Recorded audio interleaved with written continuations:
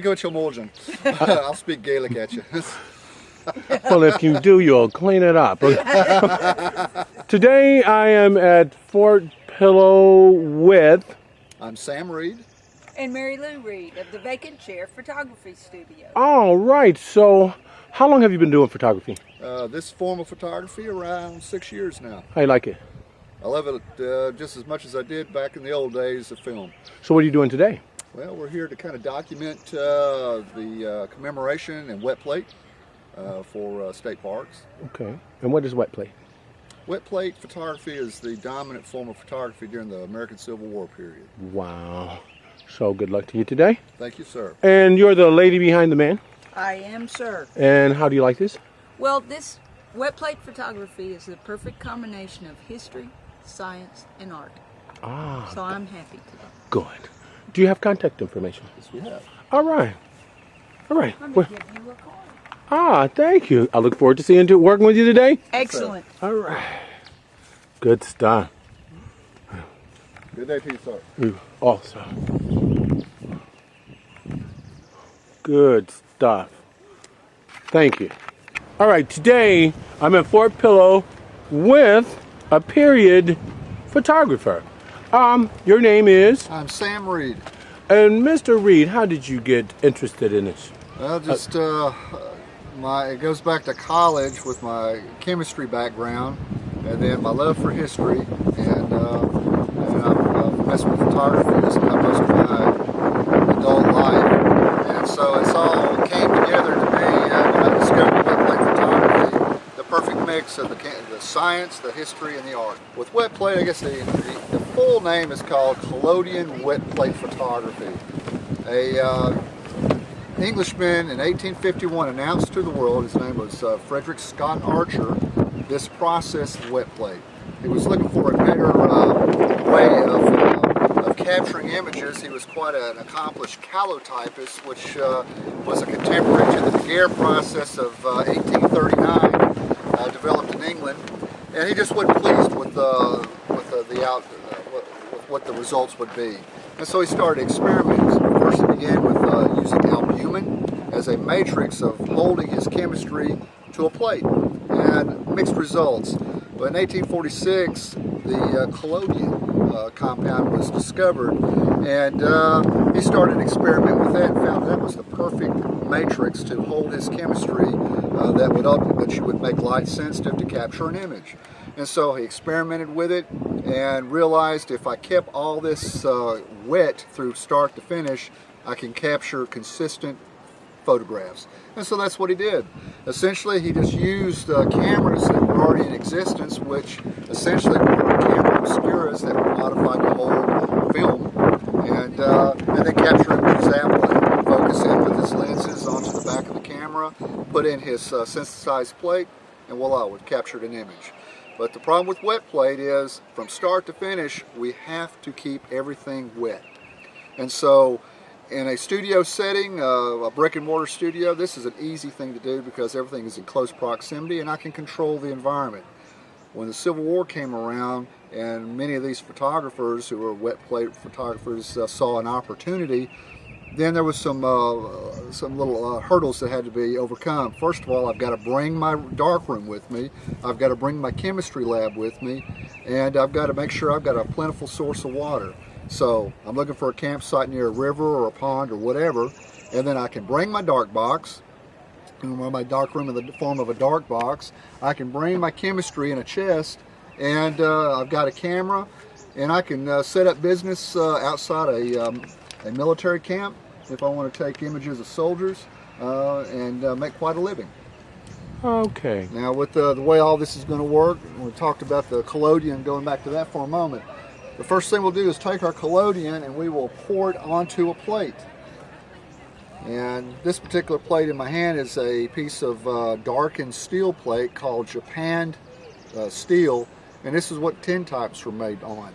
And the whole purpose of the blackness was the fact that when I capture the image, I can see it immediately. If I were doing this with a piece of glass, making an ambrotype, a clear glass ambrotype, then I would have to put something dark behind it to be able to see the image. Otherwise, it would look like a modern day negative. But with these plates, simply we take the collodion, we're going to flow collodion over the surface. Now the collodion, which is a compound made of gun cotton that has been diluted with alcohol and ether. Gun cotton essentially is raw cotton dissolved in nitric acid, and we call it today nitrocellulose. A little explosive, but it made for a very good compound to work with, and they thinned it out with the alcohol and ether. To that, I put in a couple of chemicals, a bromide and an iodide, to react with the silver nitrate that we're going to introduce it to and make it light sensitive. And that's the same basis for photography from then on. And so we'll pour the collodion over the plate, pour off the excess back into the bottle, and I'm going to allow this to gel. I don't want it to totally dry out, but just dry enough. And when that happens, the next thing we're going to do is to come to our silver nitrate box, take our dipper and plunge it into the silver, and we're going to allow it to stay in the silver for 3 minutes. Once that's been accomplished, we'll pull it out. And now at this point it's light sensitive, so everything has to be dark. So we turn on our dark light, take the shrouds and put it around me and tie it to my waist and make it where I can still see a little bit, but I'm blocking out the white light, which can cause the plate to go ahead and start to expose. We pull it out, and then it will be placed into a plate box, emulsion side down, and this one's obviously a little too large for this particular kit, but it would be placed in the hole, and then you would simply close it up, hook it. Now I can take this out of the dark room. It's still dark, and I can walk it over to the camera, but it's already been positioned, and we focused our subject onto it. Placed into the back. Take the shade off, and then, judging the light, we'll decide what our exposure is going to be. And the shutter is simply taking the lens cap off, counting out the proper number of seconds, putting it back on, and we're done with the exposure. Put the shade back on. Now, clock's still ticking. It still has to stay wet. We go back to the dark box, and here's where we will introduce it to its developer. And the developer we use is a iron-based developer, iron sulfate with acetic acid to help slow down the process of the iron in the developing.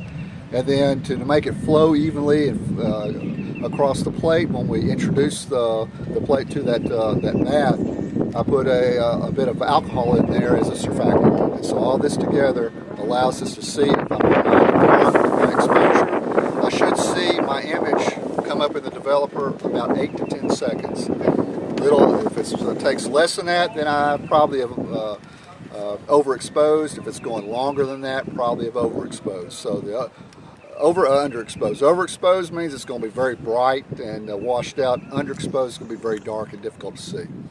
Once that happens, we come out, and it'll be covered with a creamy coat that gives you the illusion that it's a negative, because the darks and the lights are reversed. Really, that's just a skim of collodion that did not react with the light in the camera, and so I need to dissolve that away. So we'll walk over and place it in our fixer, which in the field it was preferred a solution of potassium cyanide because it required less water for rinsing. And that's a big thing because water's heavy, and unless I was close by to a water source, that could be a limiting factor. But put it in the fixer, we'll dissolve the fog away, and it will leave our final image. I forgot to get one.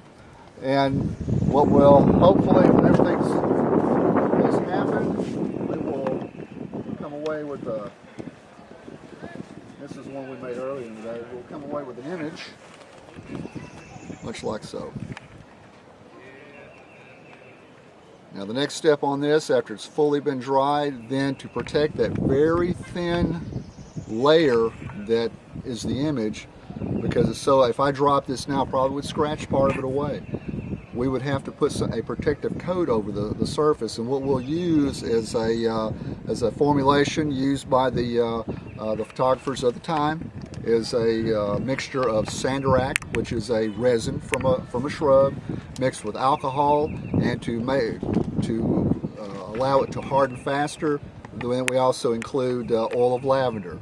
We heat the plate and the varnish, pour the varnish on the plate, allow it to flow off, and then we'll waft it over the heat of a lamp again to begin baking it on, and then set it aside, and then let it cool, bring it back a few minutes later, heat it again, and then we've baked a very lasting surface over that, a protective surface that can last well. We got images from the period. It's over 150 years old, and it's lasted that long, and so we should expect it to last much longer than that. And that pretty much is the whole wet plate process. Thank you. You're welcome.